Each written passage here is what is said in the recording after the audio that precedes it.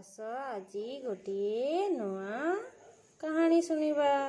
ସୁନା କଣ୍ଢେଇ କାହାଣୀର ନାଁଟିଏ। ବିଶାଲ ବୋଲି ପିଲାଟିଏ ଥିଲା। ସେ ଭାରି ଅଳସୁଆ। ସକାଳୁ ଶୀଘ୍ର ଉଠୁନଥିଲା। ବଡ଼ମାନଙ୍କ କଥା ମାନୁନଥିଲା କି କୌଣସି କାମ ଠିକ୍ ସମୟରେ କରୁନଥିଲା। ସେଥିପାଇଁ ଘରେ କି ବାହାରେ କେହି ତାକୁ ଭଲ ପାଉନଥିଲେ। ଥରେ ତା ଗାଁକୁ କଣ୍ଢେଇ ନାଚ ଆସିଲା। ବିଶାଲ ତାର ବାପା ମାଙ୍କ ସହ କଣ୍ଢେଇ ନାଚ ଦେଖିବା ପାଇଁ ଗଲା। ଦୁଇଟି କଣ୍ଢେଇ ବାହାରିଲେ। ଗୋଟିଏ କାଠ କଣ୍ଢେଇ, ଅନ୍ୟଟି ସୁନା କଣ୍ଢେଇ। ସୁନା କଣ୍ଢେଇ ବହୁତ ସଫା ସୁତୁରା ହୋଇ ଭଲ ପୋଷାକ ପିନ୍ଧିଥିଲା। କାଠ କଣ୍ଢେଇଟି ମଇଳା ଅସନା ପୋଷାକ ପିନ୍ଧିଥିଲା। ସୁନା କଣ୍ଢେଇ ସକାଳୁ ଶୀଘ୍ର ଉଠିଲା। ପ୍ରାତଃ ସ୍ମରଣ ବୋଳିଲା, ମୁହଁ ଧୋଇଲା, ଦାନ୍ତ ଘଷିଲା, ପାଇଖାନା କଲା, ଗାଧୋଇଲା, ଭଗବାନଙ୍କୁ ମୁଣ୍ଡିଆ ମାରିଲା, ଗଜାମୁଗ ଖାଇ ପାଇଖାନା ଗଲା, ଗାଧୋଇଲା, ଭଗବାନଙ୍କୁ ମୁଣ୍ଡିଆ ମାରିଲା, ଗଜାମୁଗ ଖାଇ ଗଣବେଶ ପିନ୍ଧି ବଡ଼ମାନଙ୍କୁ ପାଦ ଛୁଇଁ ପ୍ରଣାମ କରି ବିଦ୍ୟାଳୟକୁ ଗଲା। ଗୁରୁମା ଗୁରୁଜନଙ୍କୁ ପ୍ରଣାମ କଲା। ସମସ୍ତଙ୍କ ସହିତ ମିଶି ବନ୍ଦନା କଲା। ଗୀତ ବୋଲିଲା, ଖେଳ ଖେଳିଲା, ଛବି ଆଙ୍କିଲା, ଭଜନ ମନ୍ତ୍ର କରି ଭୋଜନ କଲା। ଶେଷରେ ବନ୍ଦେ ମାତରମ୍ କରି ଘରକୁ ଫେରିଲା।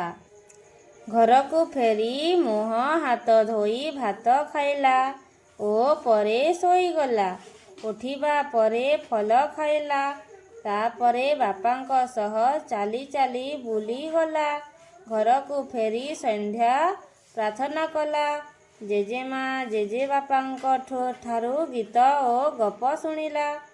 ରାତ୍ରି ଭୋଜନ କରି କିଛି ସମୟ ପରେ କ୍ଷୀର ପିଇ ଶୋଇଲା।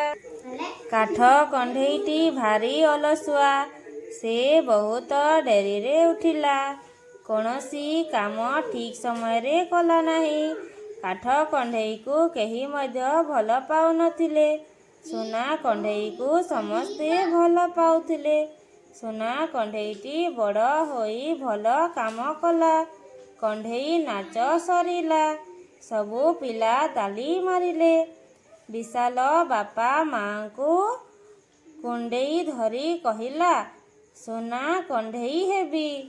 ସତକୁ ସତ ତା ପରଦିନ ବିଶାଲ ସକାଳୁ ଉଠି ସୁନା କଣ୍ଢେଇ ପରି ସବୁ କାମ ଠିକ୍ ସମୟରେ କଲା।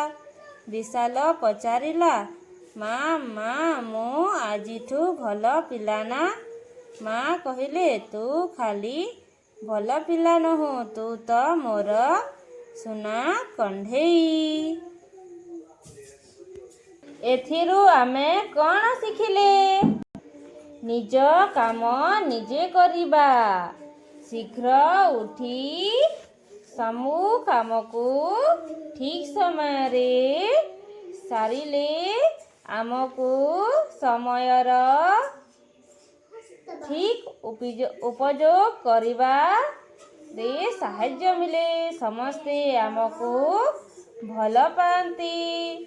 ଆମର ସମୟ ନଷ୍ଟ ହୋଇନଥାଏ।